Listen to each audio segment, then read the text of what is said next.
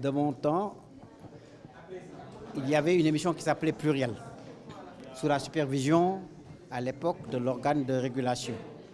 Tous les 15 jours, avec un système de tirage au sort, comme l'un des intervenants l'a expliqué, et qui permettait d'avoir cette expression plurielle.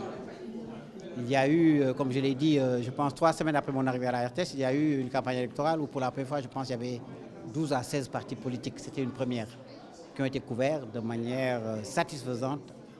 Tous les partis ont reconnu que nous avions fait notre travail de la manière la plus professionnelle qui soit. Je crois qu'il se pose aujourd'hui effectivement la question de l'accès des, j'allais dire, acteurs politiques aux médias de service public. Cette question, je pense, doit être réglée d'un point de vue réglementaire. C'est vrai, il y a des lois qui existent, mais qu'il faut mettre à jour. Dans la discussion, nous nous sommes rendus compte qu'aujourd'hui, il y a près de 400 partis. Quand vous avez 400 partis, que vous soyez médias de service public ou médias de service privé, il est extrêmement difficile de donner la voix et de donner chapitre à chacun et à tous.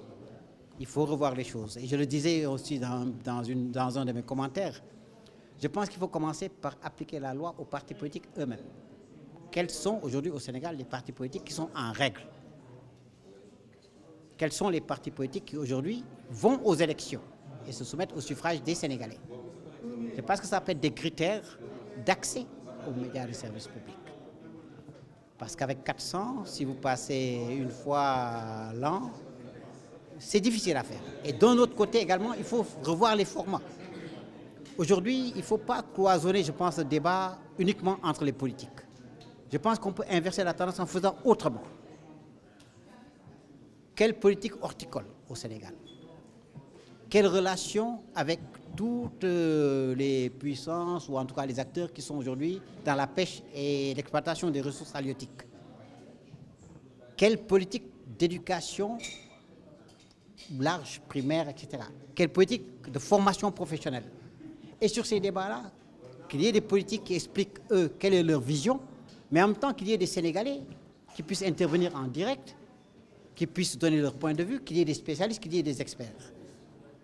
Le seul bémol que je mettrais, moi, c'est tous ceux qui sont des insulteurs, qui sont dans l'injure, qui sont dans l'invective, qui n'apportent rien aux Sénégalais en termes de projection, d'analyse. Ces gens-là, je pense qu'ils n'ont pas voix au chapitre.